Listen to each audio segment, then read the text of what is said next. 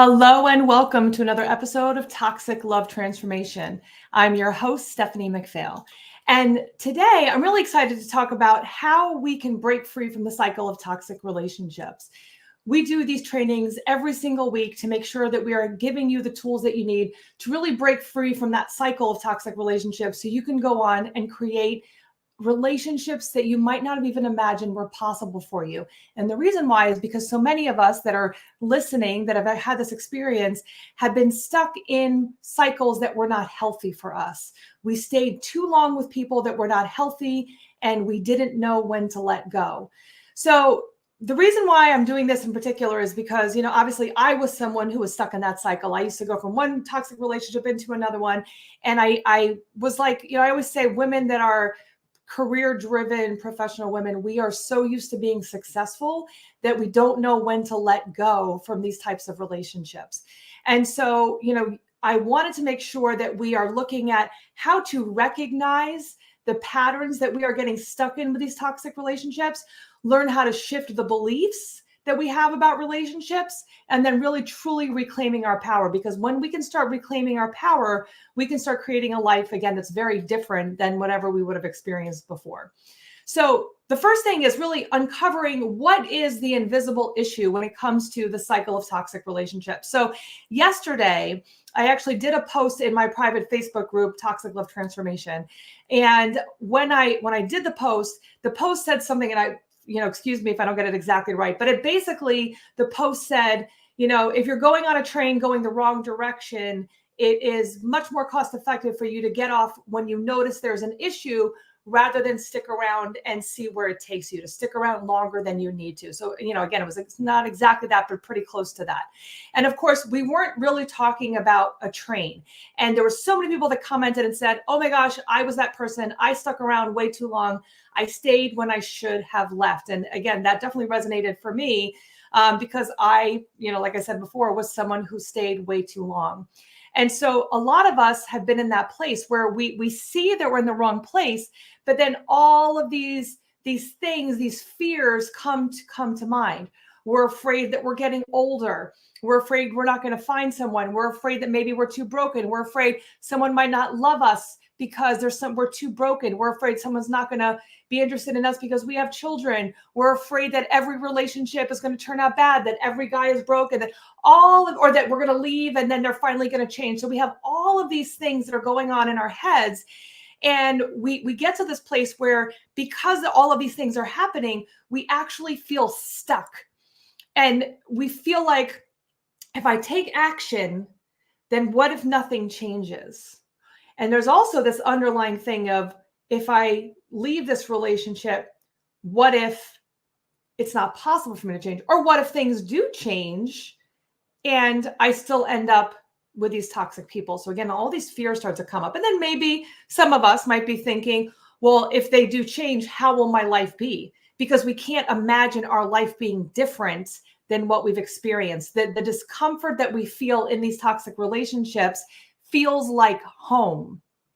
So even though we might have all these red flags that are telling us like, hey, this doesn't seem right, you told yourself you wanted something different, we stick to what we know. And if home, meaning our family of origin, our experiences as children, whatever other experiences we've had, if they've all been this proving ourselves, forcing, needing to fix the other person, if all of these things keep coming up in our lives, then those are the things that we're going to be attracted to. When we see those things come up, we're going to say, oh my gosh, this is love. This is the relationship. This is what I'm supposed to do. I'm supposed to focus. I'm supposed to try to make it work. And then we don't know when to let go. The problem is there's a cost to staying on the wrong train. There's a cost to staying in that toxic relationship longer. We're getting older. Life doesn't stand still because we're stuck in indecision. We have more emotional issues that we need to work through. The feeling of not being good enough, the feeling like we're too broken, all of those things, the emotional, toll that takes for the long-term abuse or long-term toxicity that goes on. Another issue, another cost is the actual cost, the financial costs. The longer you stay in that relationship, some women stop their jobs. They lose their jobs. They lose their friendships. They don't have the ability to take care of themselves financially. They start depending on that other person. The other person takes the control away because they are trying to keep them near them. So the person might lose the ability to have their own finances. The professional costs. When I was in my toxic marriage, the amount of times that my ex would mess up something big going on for me professionally. So if there was like, I was being chosen for an award, let's say the next day, then he would keep me up until 2:00 in the morning, yelling, screaming, throwing a fit, causing me to cry. There'd be a big blow up. And then I'd be exhausted the next day. I was able to push through pretty much most of the time. People weren't seeing that there was an issue, but you can't keep going that way. People at some point are going to say, what is going on? And you're going to lose the ability to think clearly. And so after a while, some of that professional life that you might have, again, affecting your financial prosperity as well, but in your professional life, your name is going to be, thrown in the mud, which is what they're looking for. They want to be able to have that power and control and like, hey, she needs me. So they're going to, try to keep control of that. So the longer that we stay on the wrong train, if you will, when we stay the longer amount of time trying to fix whatever this problem that we're seeing is, the longer we are avoiding dealing with the big issues that are coming up, and the longer that we have to deal with some of the other issues that come up. And of course, the healing part on the other side. So what do we have to do? We have to face the reality of it. It's important to be honest with ourselves, knowing and admitting like, hey, things are not going the way that I want them to. Whether you are currently still in that toxicity or you have left and you're like, okay, I want to create something different for myself. If you've left and you're like, I'm going to figure this out on my own, but you end up with more toxic people, somebody else has cheated on you, somebody else is treating you badly, you are, attracting the same types of people in your lives, you have to start realizing like, hey, whatever I'm doing isn't working for me. We have to be honest with ourselves. So that honesty of like, hey, I am in a toxic relationship, or hey, I have left and I still feel like crap. Being really honest with ourselves allows us to have that awareness and to have that reality. The more we have the denial, the more we avoid dealing with that emotional pain, and the more we delay our healing. The more we say, because I don't know if this resonates for anyone who's listening, but I was like on fire and drowning, and people would ask me how I was doing, and I'd be like, I'm totally fine. I'm fine. You don't have to worry about me. We do that because we don't want anyone to feel responsible for our pain. We don't want to put that emotional struggle on anybody else. But the more we are dishonest with ourselves and the more we are dishonest with others about what we're dealing with, we are really just avoiding the healing, and we're avoiding, again, we have to feel the pain in order to work through it. And I know that for many of us, that's the big piece we avoid. We go from relationship to a relationship because we don't want that time in between to feel like we're not good enough and we're not possible and nobody wants us.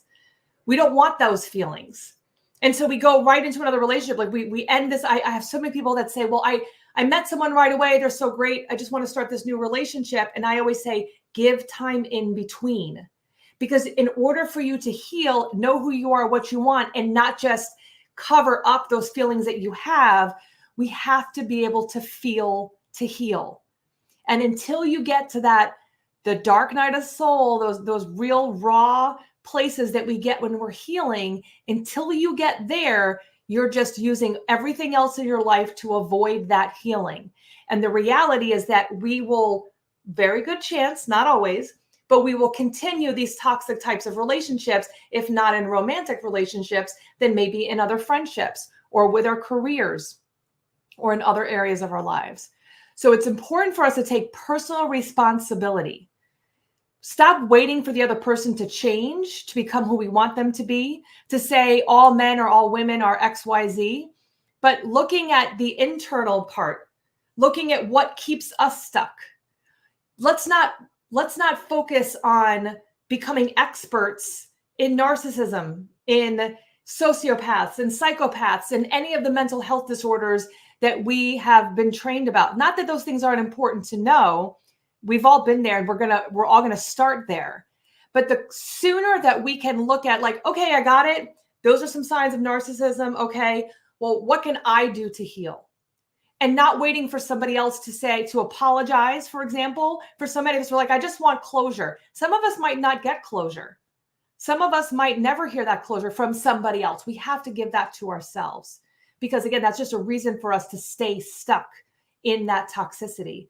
The sooner that we take personal responsibility, the sooner that we say, you know what, whatever I'm doing isn't working. What can I do to change my life? We enable ourselves to feel empowered so that we can make those big changes. And changes are not comfortable, which is another reason why we probably try to avoid them.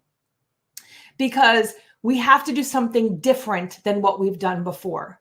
Most of us will say, well, I know what to do, I just don't do it. Most of us feel that way. And the reason why we don't do it is because we haven't done it like that before. We fall into that automatic rut. The things that we know, we keep doing those things over and over again. But the only thing that we can do to change is to get out of that rut and do something different. So we have to really start embracing that uncertainty and dreaming bigger. If you would have told me 15 years ago that I would be helping women heal from toxic relationships, I would have been like, no way. And if you've listened to this before, then you've heard me say that before. I could never imagine where my life would be. And I know that if you are still stuck in it or you're on the other side and you're looking at the healing part, it's hard to see where life can be.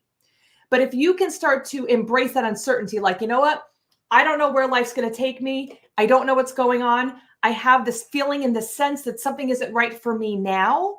And I am going to decide that I'm going to make myself a priority and I'm going to throw myself into the abyss of the unknown. And that's scary, but that's empowering because part of us wants to control. We want to control because we want to try to fix the other people. We want to fix our world. We want to control our worlds. But we actually have really better control, if you will, when we let go of control. When we start going with the flow, as we like to say it, like little hippie inside of me, start going with the flow of what comes naturally to us, than trying to force things that don't work. And that's what we're doing when we're staying on that train, staying in that place, in that relationship that we already know isn't good, and we keep holding on. We have to shift from that uncertainty and embrace those new possibilities. Staying in those old patterns really limits our personal and professional growth. If you listened last week, we actually did an amazing interview with a former client of mine, Claudine. And I'll give you kind of like the quickie version of her story. You definitely have to watch the whole thing because it was just fabulous, or listen to the whole thing, it was fabulous. But Claudine came to us and she was stuck with this relationship with a guy who ended up, after like a long time of being together, I'm pretty sure he was still married. He had another relationship and she couldn't let go. She was so focused on trying to make it work, figuring out like making excuses for why he was still in this other relationship.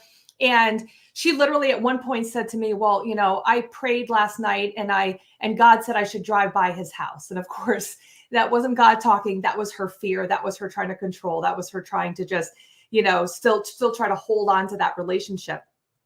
And when she finally said, you know what, I'm going to listen. I'm going to let go. I'm going to start trying to change. I'm going to realize that he is who he is, and there's nothing I can do to change it. Once she let go and allowed the universe, God, the world, whatever you want to call it, to start doing its thing and start living in that place, all of a sudden she was able to let go of that relationship. And she was able to realize that it wasn't just that. It was also where she was holding on in her job that was bringing her down this place to nowhere, giving her a terrible salary, working her way too much.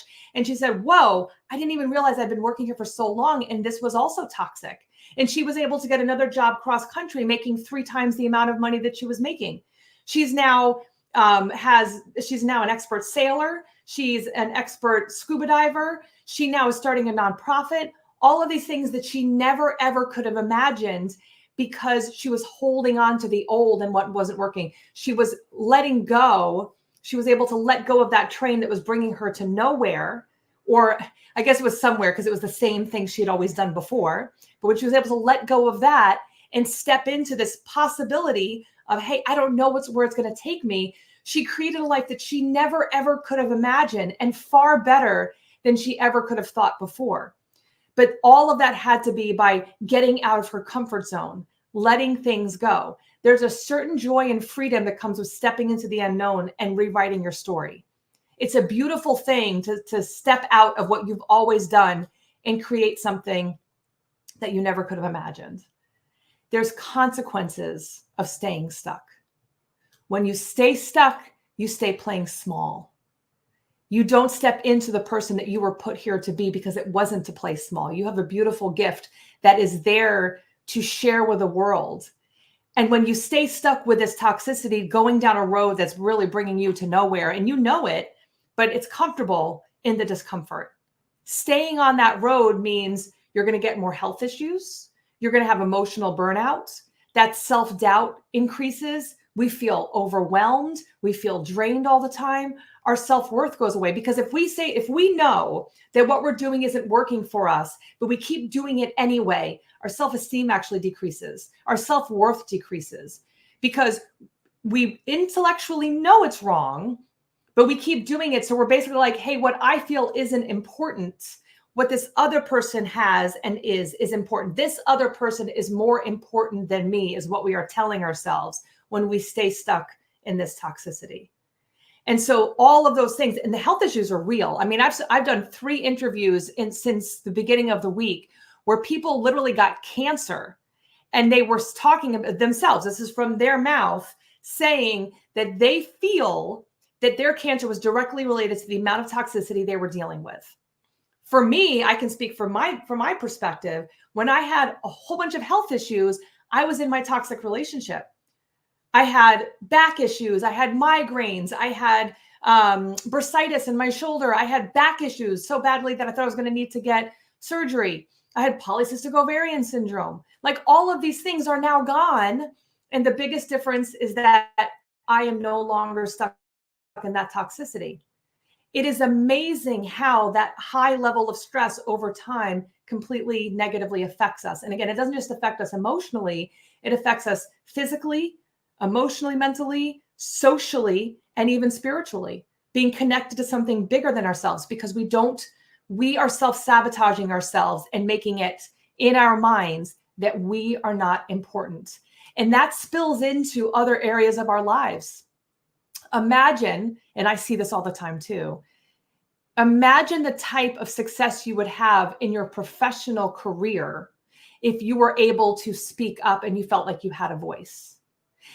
Imagine how your life would be different. Actually, I had another client recently that she said she's been increasing her level of her career. Like, she's been really stepping up the ladder. And she said, before I started doing the work, I wouldn't have spoken up for myself. And I also wouldn't have delegated the right way. I would have tried to handle everything myself, because I thought I was the one who had to handle everything. But instead, she's able to give an assignment to the right person, let it go, and let them do what they need to do. It affects all parts of our lives when we stay stuck.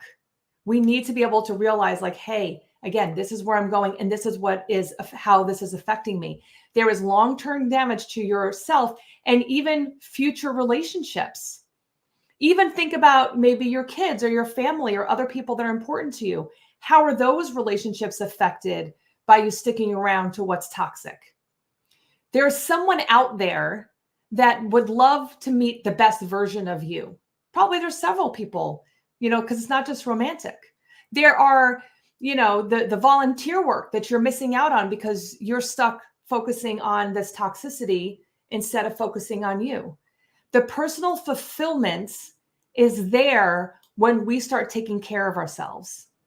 So, the damage of not getting off that train, I should say, is just, it's like that butterfly effect, right? It's not just this one thing. It affects all of these different areas of our lives. So what do we need to do? We need to start shifting our beliefs so that we can actually personally transform.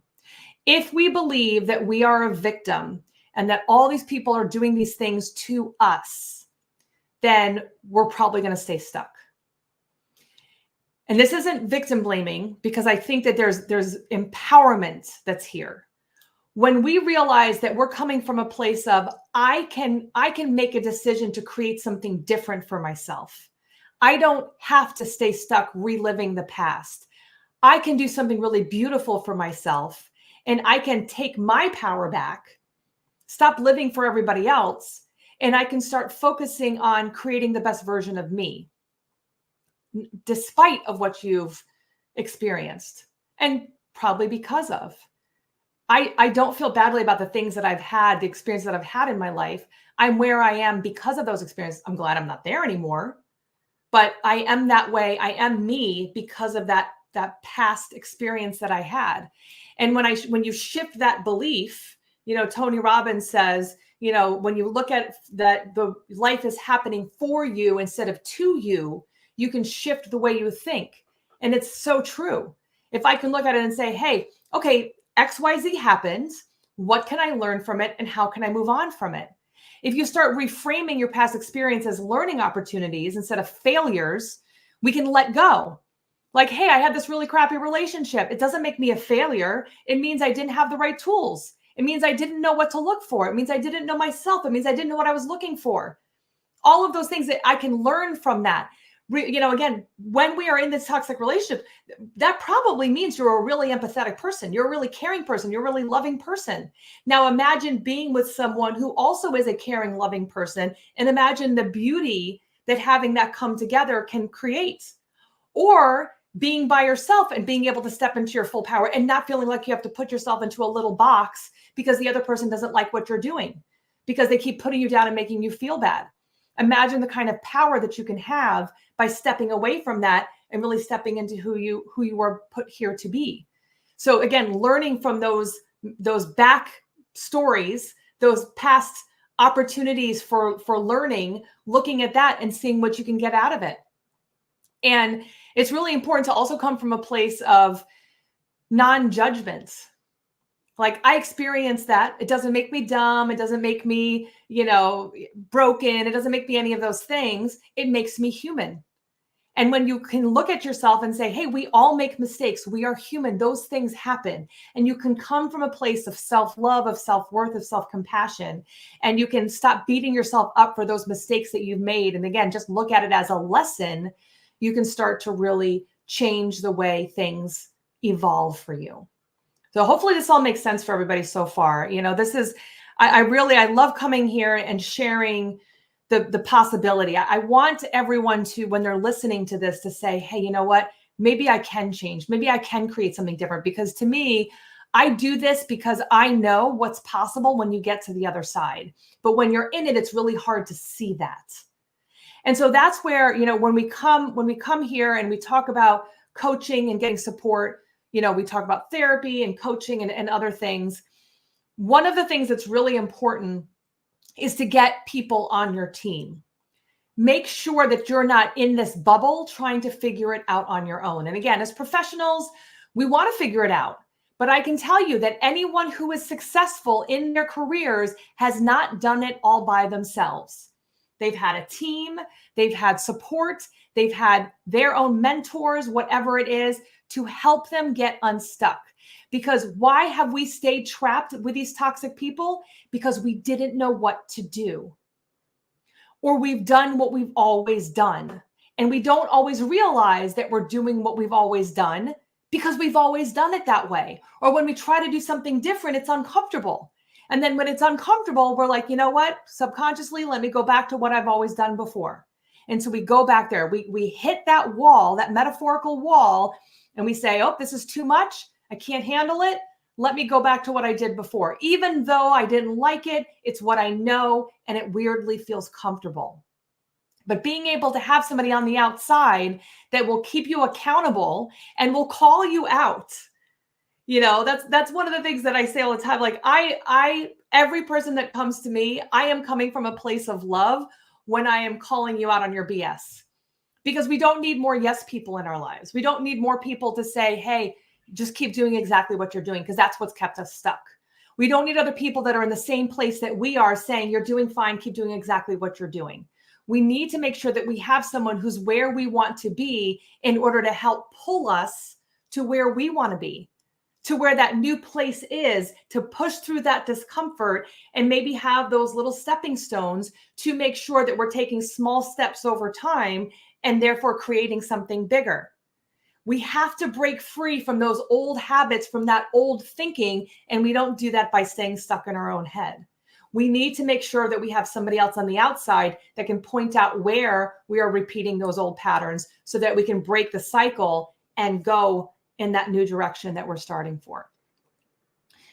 Really, really good. And this is, if you have a second, here's what I'm going to ask you to do. Just a little reflection here. Okay. If you come to these, a little pad and paper is always a good thing to have with you, because a lot of times things will come up. But what I'd like you to do is think of, kind of reflect on a recent relationship or pattern that you've had.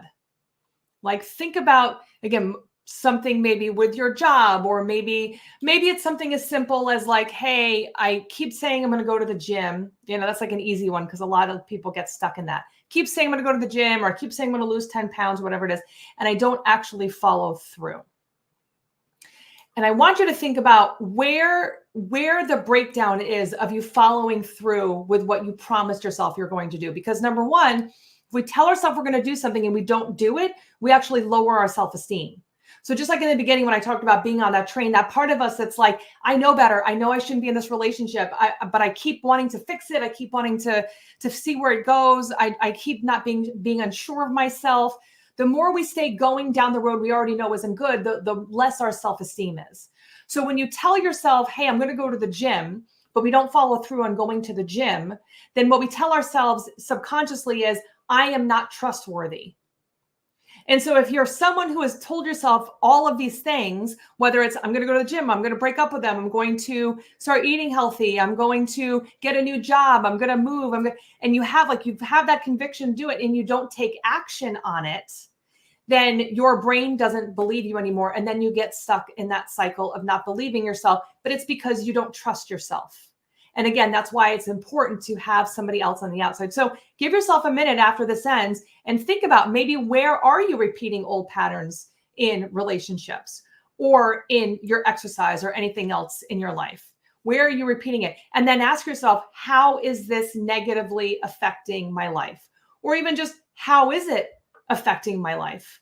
And you'll see that not following through tends to cause negativity for yourself. So on that note, hopefully this was helpful for everybody. Again, I love coming in and sharing all this. We do this every single week. Really important for you to get that excitement, I think, and seeing that inspiration and possibility of what can be for you when we get off of what we know doesn't work and we start creating something different for ourselves. It's what I talk to people that I interview for the podcast all the time is, could you have imagined what your life would be when you were still in the toxicity? And 99.9%, and actually, no, I'll even say 100% of the time, the people will say, nope, I never could have imagined what it would be like. And all of us know that being able to create something different means being able to create that team, having someone that's on our side that helps us to move forward. So if anyone's stuck and they're feeling like they need any extra support, you want a personalized game plan, reach out to me. You can always send me a text message, which is, you can go to 631-317-4027. You can also go ahead and everyone should grab this. Like, every single person you're listening to this, go ahead and grab this free resource. It's called The 6 Steps to Recognize and Overcome Toxic Relationships. If you go to beinglovedshouldn'thurt.com, which is the name of my book, Being Loved Shouldn't Hurt. So beinglovedshouldn'thurt.com/links. So LINKS. Go to that and you can grab your free resource, 6 Steps to Recognize, Overcome Toxic Relationships. If you're feeling stuck, you're not sure which direction to go, but you know that it's important for you to take action because you don't want to keep lying to yourself. You know that what you've been doing hasn't been working, and you know you need to make changes. And so if you're there, you're definitely going to want to go and grab those free resources. And if you're ready to take action on speaking with me, again, you can send me a DM, or you can go ahead and send me a text message, again, 631-317-4027. And I would be happy to jump on a call with you and see maybe there's just a few things I can point out, or maybe we can talk about some things we can do to help you work together and work through it. So on that note, I always love hanging out with all of you. This really is a great time for me to be able to share what I've learned, because whatever I can learn and give it to you to speed up your process of healing, the better it is. If we can use our pain to help other people heal, then there is a reason for the experience that we had. And I truly feel blessed. I feel lucky. I feel inspired knowing that there are people out there right now that are deciding today to create something different for themselves, and what that means for the rest of us by that person and their families and their loved ones and everybody else, what that means for the world when that person makes that decision to make themselves a priority instead of making everybody else a priority. So on that note, thank you again for hanging out with me. I really appreciate it. And never forget, you are way stronger than you realize. See you next episode. Bye, everybody.